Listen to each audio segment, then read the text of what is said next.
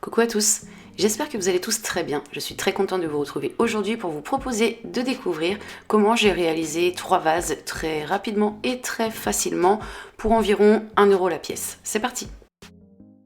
Donc pour mon premier vase, j'ai pris un morceau de carton. Ensuite, j'ai pris un objet rond, donc j'ai choisi une assiette que j'ai positionnée comme ceci. Donc comme vous pouvez le voir à l'image, elle n'est pas entièrement posée sur le morceau de carton. J'ai fait le tour de mon assiette avec un stylo et ensuite j'ai mis l'assiette de côté. J'ai ensuite pris un objet rond plus petit cette fois-ci que j'ai correctement centré et là pareil, je fais le contour avec un stylo. Une fois que j'ai enlevé mon gobelet avec un stylo, donc au niveau du haut, je viens dessiner une petite forme, donc je ne sais pas trop comment appeler cette forme, je vous laisse plutôt la regarder, c'est plus simple.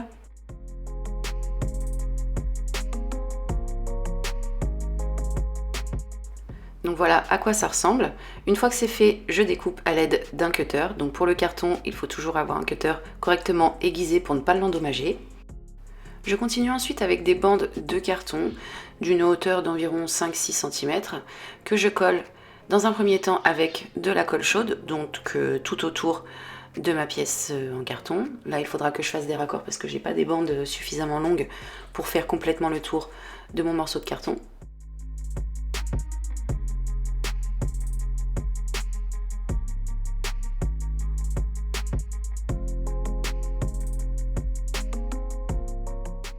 Donc là, je retourne ma pièce et je commence à la renforcer au niveau de l'arrière avec de la colle chaude.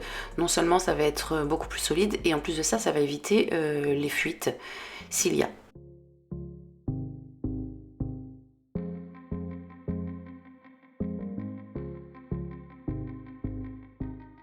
Une fois que mon contour est collé, voici ce que j'obtiens.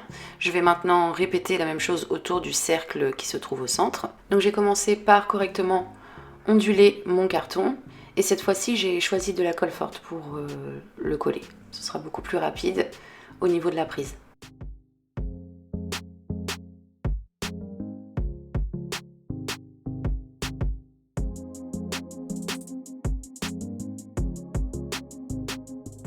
Après ça, j'ai sécurisé mes 2 morceaux de carton là où ils se rejoignent pour que ça ne bouge pas. Pour ce faire, comme vous pouvez le voir à l'image, j'ai utilisé de la colle chaude. Donc là, je pensais en avoir fini avec mon moule, mais je me suis souvenu que lorsque j'avais fait ma petite jardinière dans ma vidéo revue plâtre, à cause de l'eau qui se trouve dans le plâtre, mon carton s'était complètement déformé.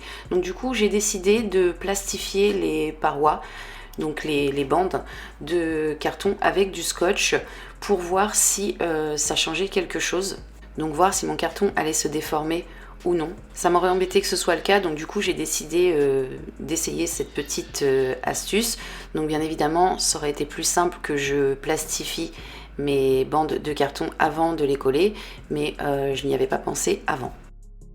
Une fois tout couvert, j'ai pris un petit morceau de carton et j'en ai fait un petit tube que j'ai plastifié également et que je suis venue coller à l'aide de colle forte à ce niveau-là. Ce qui va me permettre par la suite de pouvoir insérer des petites fleurs, donc fleurs artificielles puisque bien entendu je ne pourrai pas mettre d'eau dans ce vase. Je prépare ensuite mon plâtre, donc le plâtre tout le monde le sait, mélange de plâtre et d'eau jusqu'à l'obtention d'une pâte bien homogène. Une fois que c'est bon, on fait la coulée, donc on essaie d'être assez rapide. Là, j'en avais pas assez, donc j'ai réalisé un deuxième saladier de plâtre. Une fois que c'est plein, je secoue légèrement pour lisser le tout. J'ai après ça laissé mon plâtre durcir une vingtaine de minutes à peu près. Et une fois le temps passé, j'ai enlevé le carton. Donc là, je suis très contente parce que non seulement, comme on peut le voir à l'image, le carton ne s'est pas déformé, mais en plus de ça, il n'est pas resté collé au plâtre. Donc l'astuce de plastifier avec du scotch est vraiment très bien.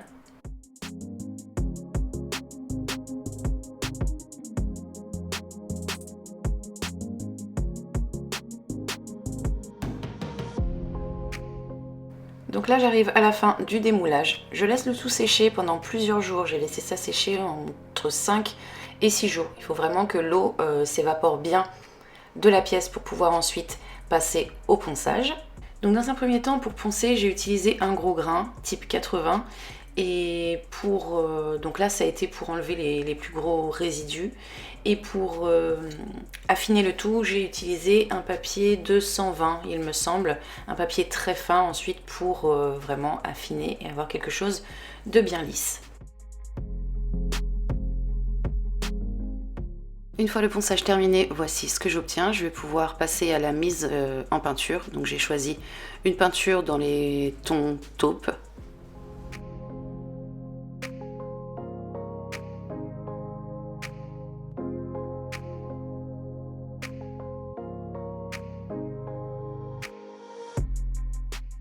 Une fois que ma peinture est appliquée, voici ce que j'obtiens et donc mon petit vase est maintenant terminé.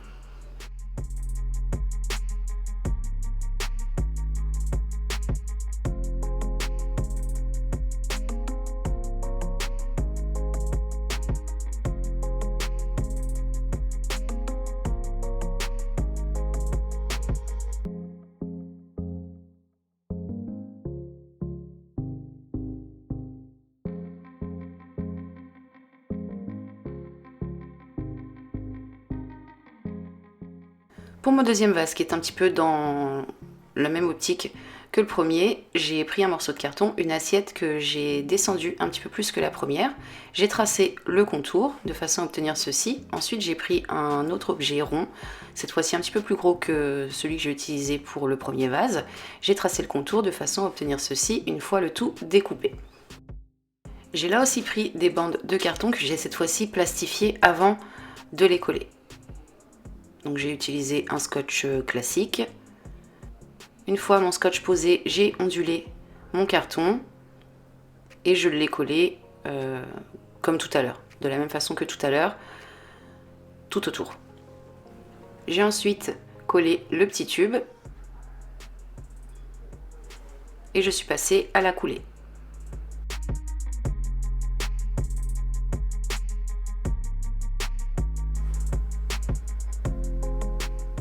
Une fois mon moule rempli, je secoue pour lisser. Et après, je laisse, comme pour la pièce précédente, durcir le tout pendant une vingtaine de minutes avant de passer au démoulage.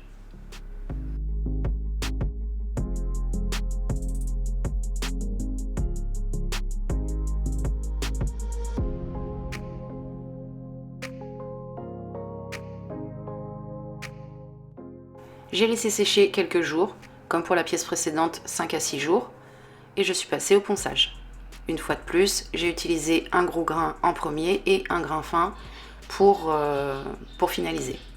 J'ai mis mon vase en peinture. Là, cette fois-ci, j'ai utilisé un coloris terracotta, trouvé chez Action toujours. Voici ce que ça donne une fois que la peinture est appliquée et donc mon vase est terminé.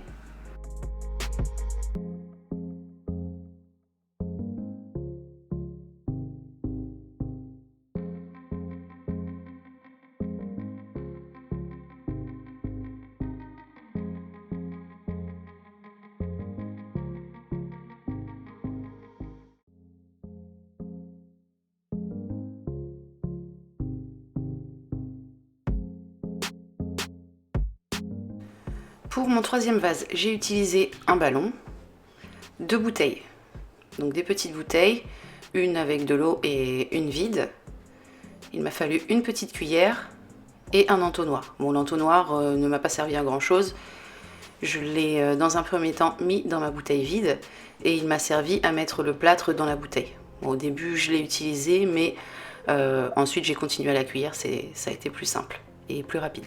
Au niveau de la quantité de plâtre, on va faire en sorte de pouvoir avoir, une fois le tout dilué, une bouteille pleine. Donc une fois mon plâtre placé dans ma bouteille, j'ai mis de l'eau dedans. Donc moi j'ai pas fait assez de plâtre, du coup mon vase est un petit peu trop fin. De votre côté, je vous le répète, il faut que vous ayez au moins une bouteille pleine de plâtre une fois le tout dilué. Donc j'ai secoué pour lier le plâtre et l'eau. J'ai ensuite enlevé mon bouchon qui se trouvait sur ma bouteille de façon à ce qu'il ne m'embête pas. J'ai gonflé mon ballon et je l'ai enroulé comme ceci au niveau du haut.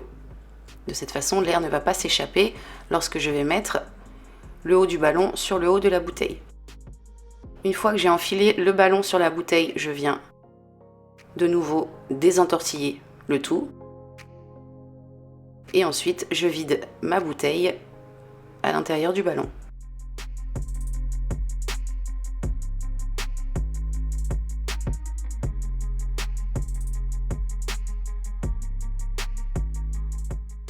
Une fois que ma bouteille est vide, je l'enlève. Donc là, je fais attention que l'air ne sorte pas. Quoique, je vais vider un petit peu mon ballon quand même, parce que je le trouvais un petit peu trop gros. Et une fois que j'ai la taille souhaitée, je fais un nœud. Je secoue mon ballon de façon à ce que la matière se retrouve partout à l'intérieur du ballon. Je fais ça pendant environ 3-4 minutes.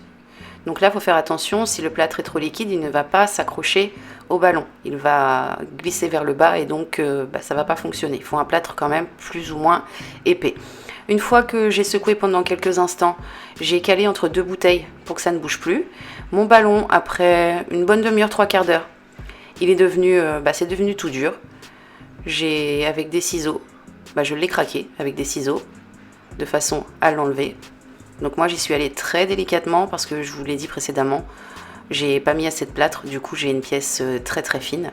J'en ai réalisé un autre avec beaucoup plus de plâtre et il est beaucoup plus épais et plus solide. Une fois que j'ai ça, je vais venir avec un objet pointu, gratter de façon à faire un cercle pour pouvoir faire une ouverture à mon vase. Donc là, il faut faire ça quand c'est encore humide. Une fois que ce sera sec, ça risque de casser quand on va faire ça. Donc je gratte pour réaliser mon cercle. Sur l'autre vase, ce que je suis en train de gratter, j'ai réussi à l'enlever, mais là, comme vous pouvez le voir à l'image, il est tombé à l'intérieur. Bon, c'est pas méchant parce que je vais pas mettre d'eau ou rien dedans, ça va être pour des fleurs artificielles. Une fois que c'est fait, j'ai terminé. Je laisse sécher pendant quelques jours. J'aurais pu le peindre, mais je l'ai laissé comme ça. Avec un beau marbré aussi, ça aurait pu être sympa. J'ai mis ma fleur à l'intérieur de mon vase et puis j'ai déjà terminé.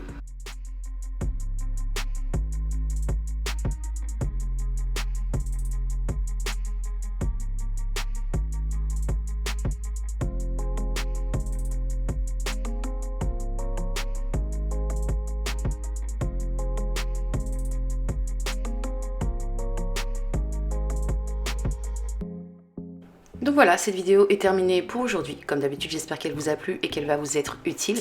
N'hésitez pas à me dire en commentaire ce que vous en avez pensé, je serais ravie de le savoir. Vous pouvez également me dire si vous allez de votre côté tenter de réaliser un de ces vases. Vous pouvez également liker et partager cette vidéo si vous en avez envie. Moi, je vous retrouve très prochainement pour vous proposer de nouvelles idées. Et en attendant, comme d'habitude, je vous fais tout plein de bisous. Bye!